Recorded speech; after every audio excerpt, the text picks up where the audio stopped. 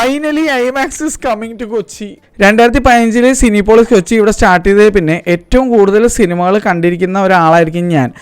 ഞാൻ തന്നെ 2022 അത് റീഓപ്പൺ ചെയ്തപ്പോൾ തൊട്ട് എനിക്ക് ഒരുപാട് മോശം അനുഭവങ്ങൾ ഉണ്ടായിട്ട് അതൊക്കെ ഞാൻ തുറന്ന് പറഞ്ഞിട്ടുണ്ട്. പക്ഷേ thank you so much Cinepolis Kochi four doing this.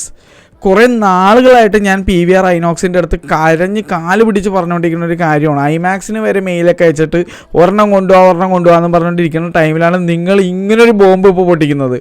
Cinepolis Kochi screen 2 is being converted to an IMAX. Cinepolis Seawoods mall Navi മുംബൈയിൽ ഓപ്പൺഹൈമർ ഐമാക്സിൽ വന്നപ്പോൾ അതിൻ്റെ ടിക്കറ്റ് ഗിവ് കൊടുത്ത ഒരാളാണ് ഞാൻ. എന്തായാലും ഡബിൾ സന്തോഷമാണ്. ഐമാക്സ് കിട്ടുന്നതുകൂടി മാത്രമല്ല, ഐമാക്സ് വിത്ത് ലേസർ ആയിരിക്കും. സിനിപോളിസിൻ്റെ ആദ്യത്തെ IMAX with laser in India ആയിരിക്കും കേട്ടത്. എന്തായാലും ഐ ആം സോ ഹാപ്പി. ഇത്ര നാളായിട്ട് ഞങ്ങളുടെ കരച്ചിൽ നിങ്ങൾ ആദ്യം കേട്ടതിന്.